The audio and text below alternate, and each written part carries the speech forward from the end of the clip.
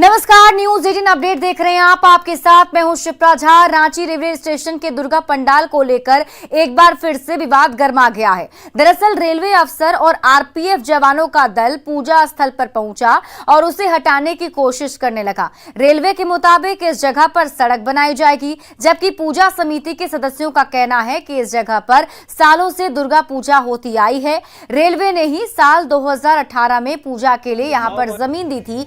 तब से लेकर अब तक पूजा पाठ का दौर चलता रहा है, पर अब उसे हटाने की कोशिश हो रही है, जिसे सफल नहीं होने दिया जाएगा।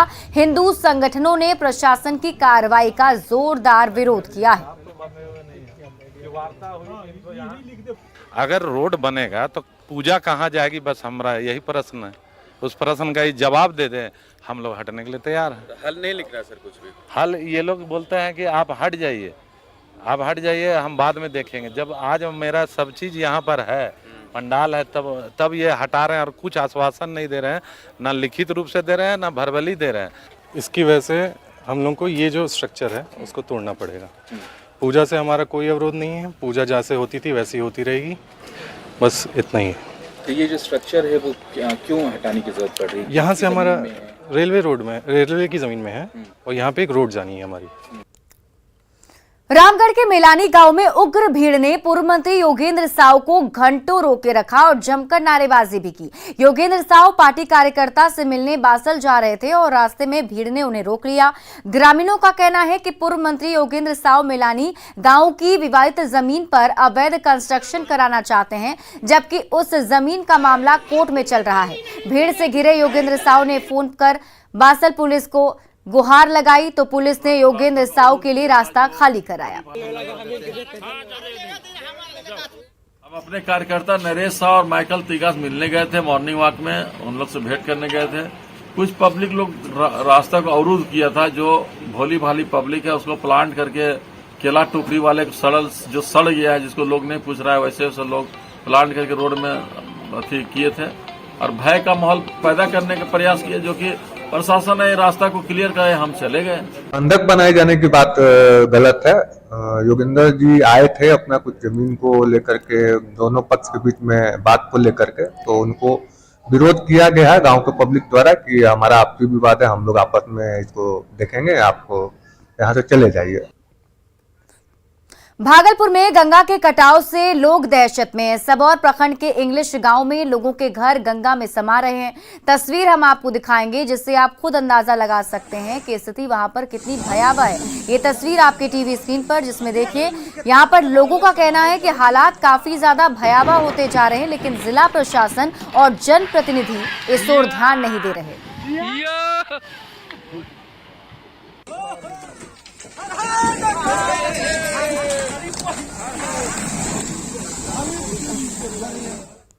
दानापुर केंद्रीय विद्यालय के एक शिक्षक की पिटाई का वीडियो वायरल हो रहा है, जिसमें एक महिला शिक्षक की पिटाई करती दिख रही है। बताया जा रहा है कि दो बच्चों में लड़ाई हुई थी, जिसके बाद एक बच्चे की मां विनीता सिंह कुछ लोगों के साथ स्कूल पहुंची और शिक्षक की पिटाई कर दी। एफआईआर के बाद पुलिस ने आरोपी महिला विनीता सिंह को गिरफ्तार कर लिया है। वहीं महिला ने भी शिक्षक पर छेड़खानी का आरोप लगाते हुए एफआईआर दर्ज कराई है, जिसकी जांच की जा रही है।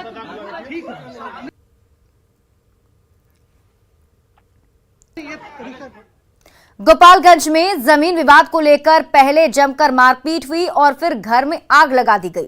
घटना के दौरान घर में आग लगाने का एक वीडियो भी सामने आया, जो सोशल मीडिया पर तेजी से वायरल हो रहा है। वो तस्वीर हम आपको दिखा रहे हैं आपके टीवी स्क्रीन पर, जिसमें आप देख सकते हैं कि किस तरह घटनास्थल पर चीख पुकार मची हुई है। चारों तरफ अफरा तफरी की स्थिति है। घर में आग और मारपीट के दौरान ही आग लगा दी गई। घटना में 5 लोग गंभीर रूप से झुलस गए हैं। मामला सिधवलिया थाना क्षेत्र के सलेहपुर गांव का है। सभी घायलों को इलाज के लिए सदर अस्पताल के इमरजेंसी वार्ड में भर्ती कराया गया है। घायलों में पूनम देवी, सुरेंद्र प्रसाद, जूही कुमारी और धुरपति देवी की हालत गंभीर है। बताया जा रहा है कि पुलिस अब तक इस मामले में प्राथमिकी दर्ज नहीं कर सकी है।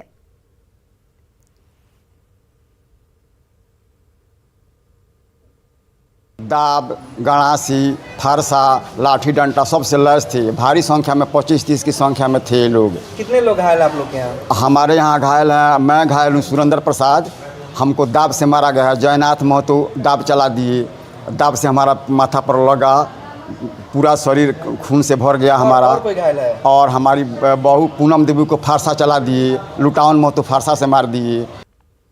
धनबाद में बिजली कनेक्शन काटने पर जमकर बवाल हुआ। आक्रोशित लोगों ने बिजली विभाग के एडीएम को घेर लिया और जमकर बवाल काटा। दरअसल तोपचांची थाना क्षेत्र में बिजली विभाग के कर्मचारी पहुंचे, बिना पूछे दुकानों का कनेक्शन काट दिया।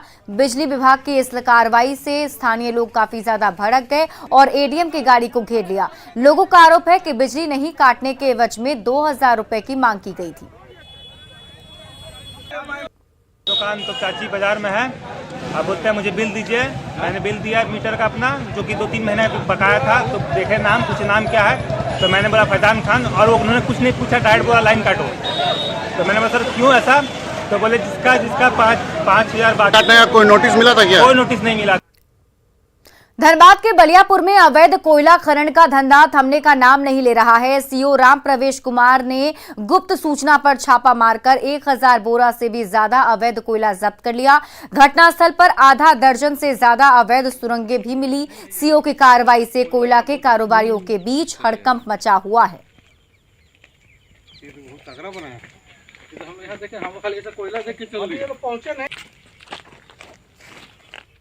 बिहार में डेंगू के मामले लगातार बढ़ रहे हैं। हर दिन 250 से 300 नए मरीज आ रहे हैं। पटना के IGIMS में 50 वार्ड का डेंगू वार्ड बना है, जहां 38 मरीज भर्ती हैं। अच्छी बात यह है कि मरीजों की रिकवरी रेट काफी ज्यादा अच्छी है और अस्पताल प्रशासन भी पूरी तरह से मुस्तैद नजर आ रहा है।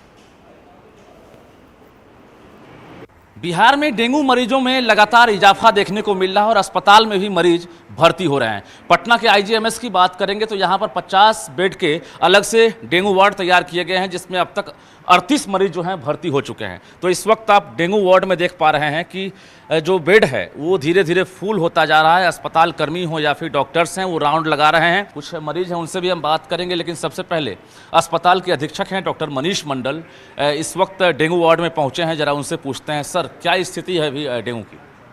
मैं आपके चैनल के माध्यम से बताना चाहूँगा कि लोगों को भयभीत होने की ज़रूरत नहीं है। हमारे यहाँ जो आंकड़े हैं उसमें 50 से 60% पॉजिटिविटी है। जो हमारे यहाँ मरीज़ आ रहे हैं उनमें, हमारे यहाँ वैसे मरीज आते हैं तो डेंगू के अलावा अन्य बीमारियों से भी पीड़ित हैं। कोई कैंसर से है, कोई लिवर के प्रॉब्लम से है, कोई किडनी के प्रॉब्लम से है, कोई ट्यूबरक्लोसिस से है। तो वैसे मरीजों का प्रेफरेंस हम ज़्यादा देते हैं। या फिर किसी को ब्लीडिंग हो रही हो, या वो बेहोशी की हालत में हो, या वो ब्लीडिंग के साथ साथ खाना नहीं खा पा रहा हो। कहाँ से आए हैं आप? बेगूसराय से। जी, बेगूसराय से आए हैं। कब एडमिट हुए यहाँ? 16 को। क्या स्थिति है? बहुत सही है, अभी सुधार हो रहा है। अच्छा, मैं लोगों से क्या कहेंगे आप? सतर्क रहे, सुरक्षित रहे और इन सबसे बचे रहे। अभी देखिए, डेंगू से घबराना नहीं है, जो माहौल है उससे हम लोग को लड़ना है। और डेंगू मतलब ज़्यादातर ठीक भी हो रहे हैं, कुछ सीरियस हो रहे हैं जो बाहर में जो नहीं समझ पा रहे। जैसे बुखार अगर हो रहा है किसी को तो पैरासीटामोल ही ले। कहीं भी सरकारी अस्पताल या नज़दीकी चिकित्सा केंद्र में जाकर अपना जांच करवाएं और किस वजह से डेंगू मतलब जो एनाल्जेसिक लेना, बुखार कैसा आ रहा है वो लेना है। बुखार छोड़ के कोई दवा, मतलब पैरासीटामोल छोड़ के कोई दवा नहीं लेना है। बिल्कुल। तो आपने देखा IGMS में 50 बेड की क्षमता है, लेकिन अब तक 38 मरीज जो हैं यहाँ भर्ती हो गए हैं। डॉक्टर्स लगातार यहाँ पर जो है मरीजों का जायजा ले रहे हैं और कोशिश में लगे हुए हैं कि भर्ती मरीज स्वस्थ हो जाए। हालांकि डॉक्टर अपील भी कर रहे हैं कि अगर आप में लक्षण दिखाई देता है तुरंत आप जांच करवाएं, ताकि ये पता चले कि आप में डेंगू है या नहीं। कैमरामैन मनीष जुनिया के साथ रजनीश कुमार, न्यूज़ 18 पटना। मुजफ्फरपुर के तुर्की ओपी क्षेत्र के कफेन स्थित अपने नानी के घर से 2.5 महीने पहले लापता हुई श्रेया का अब तक कोई पता नहीं चल सका है। 2.5 महीने बीत गए हैं, लेकिन पुलिस के हाथ अब तक खाली हैं। थक हार कर अब परिजनों ने श्रेया को खोजकर लाने वाले को 51,000 रुपए इनाम देने का ऐलान किया। वहीं इस पूरे मामले को लेकर SSP जयंतकांत ने बताया कि पुलिस लगातार तलाश में जुटी हुई है। स्कूल के एग्जामिनेशन में कम मार्क्स लाने के कारण जो घर वालों का जो कहना है, घर से चली गई थी और इसके बाद में पुलिस ने उस केस में लगातार इन्वेस्टिगेशन किया। इन्वेस्टिगेशन से लगभग उस इंसिडेंट के प्लेस से 300 से 400 किलोमीटर आगे तक के पुलिस की टीम ने उस व्यक्ति को ट्रेस करने की कोशिश की, उस बच्ची को ट्रेस करने की कोशिश की और इसमें आगे भी हम लोग जो है लगातार वर्क कर रहे हैं। नवादा समाहरणालय में अचानक सैकड़ों छात्राएं पहुंच गईं। दरअसल आज समाहरणालय में अनुश्रवण समिति की बैठक थी, जिसमें सांसद, विधायक, जिला अधिकारी और अन्य प्रशासनिक अधिकारी शामिल थे। और इसी को देखते हुए प्रसाद बिघा स्थित कन्या मध्य विद्यालय की छात्राएं स्कूल की विभिन्न समस्याओं को लेकर पहुंच गईं और सबका घेराव किया और स्कूल में पानी और शौचालय की समस्या को सबके सामने रखा। हालांकि छात्राओं को जल्द ही उनकी समस्या को दूर करने का आश्वासन भी दिया गया, लेकिन डीएम उदिता सिंह स्कूल की प्रिंसिपल पर काफी नाराज दिखी और छात्रों को इस तरह समाहरणालय लेकर पहुंचने पर मौके पर ही जमकर फटकार लगाई। वीडियो में साफ देखा जा सकता है किस तरह प्रकार डीएम जो है स्कूल की प्रिंसिपल को फटकार लगा रहे हैं।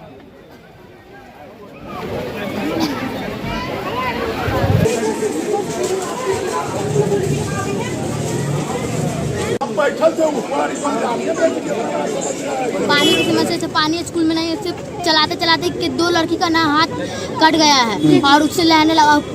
शौचालय भी नहीं है स्कूल में, उसी के इसे बेंच भी शिकायत के लिए आए थे। हाँ, स्कूल का जो गेट वो भी टूटा हुआ, उससे गिर भी सकती है कोई लड़की लोग। विद्यालय में शौचालय और चापाकल के लिए हम लोगों ने मुद्दा उठाया है। हमारी बात हुई है अभी, बहुत ही जल्द सभी विद्यालय में शौचालय और पानी की व्यवस्था किया जाएगा।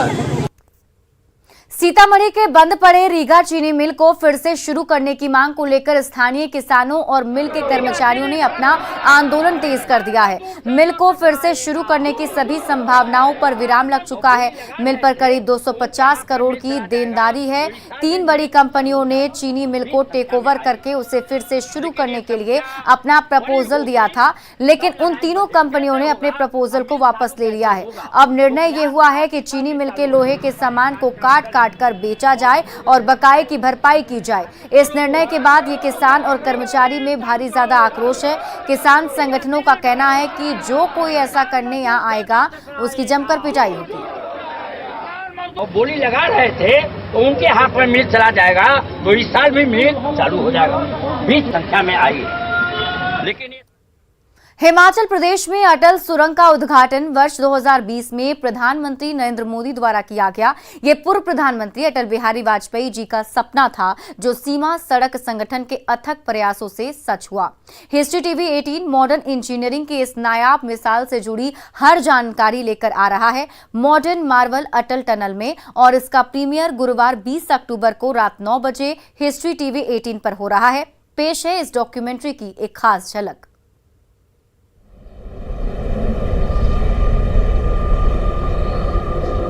भारत के पश्चिमी हिमालय में है पीर पंजाल, दूरस्थ, बेरहम। ये सुदूर इलाका है जहां सर्दियों में पहुंच पाना बहुत मुश्किल होता है। यहाँ के मुश्किल हालात इंसान की सहन शक्ति की कड़ी परीक्षा लेते हैं, मगर इन दुर्गम पहाड़ों के बीच इंसान के असीम जोश और एक्सट्रीम इंजीनियरिंग की जीत हुई।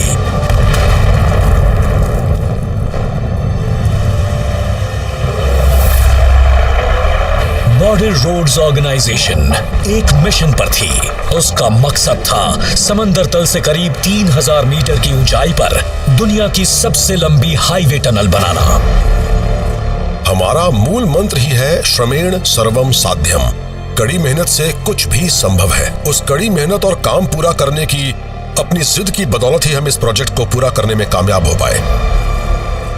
इस सुरंग के द्वारा हमारी सेना जल्द से जल्द दुर्गम इलाकों तक पहुंच सकती है और इसके साथ साथ सेनाओं का मनोबल बनाए रखने में यह सुरंग एक आधुनिक राम सेतु की तरह अपनी भूमिका का निर्वाह करेगा। ये एक बहुत ही खतरनाक बीहड़ में बनाई जा रही है और इतनी ऊंचाई पर उसे बनाने के बारे में तो कई और देश सोच भी नहीं सकते। बीआरओ प्रोजेक्ट टीम बिना रुके आगे बढ़ती रही, मगर उसके बाद हालात बदलने वाले थे। जब दक्षिणी छोर से करीब 1.8 किलोमीटर की टनलिंग हो गई, तब छत से भारी मात्रा में पानी गिरने लगा। हमें चुनौतियों का सामना करना पसंद है, जिसे हम छोड़कर भाग नहीं सकते। किसी समस्या को छोड़कर जा नहीं सकते। सामना करना ही समाधान है। ये कहानी है इंसान, मशीन और पहाड़ की। किस तरह से टेक्नोलॉजी और दृढ़ इच्छा शक्ति की बदौलत बना एक मॉडर्न मार्वल। ये है बेहद ऊंचाई पर बनी दुनिया की सबसे लंबी टनल।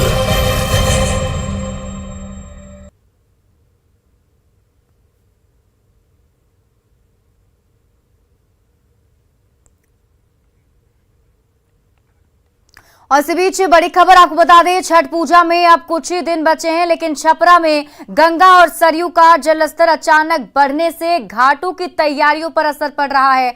गंगा छपरा के और इसी बीच बड़ी खबर आपको बता रहे हैं, लूटा गया 37 किलो चांदी बरामद किया गया है। छपरा से बड़ी खबर आपको बता रहे हैं, जहां लूटा गया 37 किलो चांदी बरामद कर लिया गया और पुलिस की गिरफ्त में 8 लुटेरे हैं।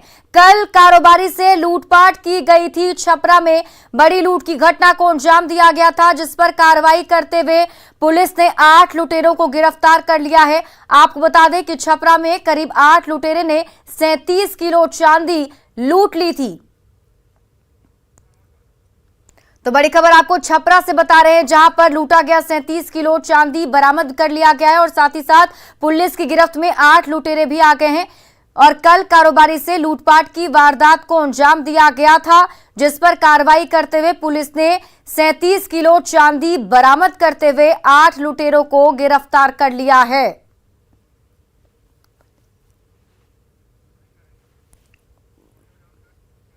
और फिलहाल इस बुलेटिन में अभी के लिए बस इतना ही। आप देखते रहिए न्यूज़ 18 बिहार झारखंड।